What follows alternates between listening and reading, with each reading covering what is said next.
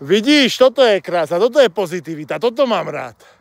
Jak Ľubka podporí nepríjemné veci a neúspech, vôbec nepozerá na ňo, pretože má rada jak nejakú osobnosť a nezáleží na tom, že či dobre tento jeden víťaz Pirát vyhrá alebo nevyhrá. Ja viem, že keď sa vyhrá, tak vtedy som vždy najväčší frajer a kaper.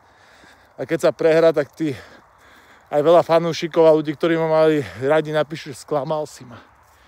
To si nebol ty. A podobné pičoviny, proste bol tam aj super, ktorý sa takisto vyhral, ktorý sa takisto pripravil. A ten večer bol proste šťastnejší, lepší a zvíťazil. A toto mám rád. Zachovať si svoju tvár.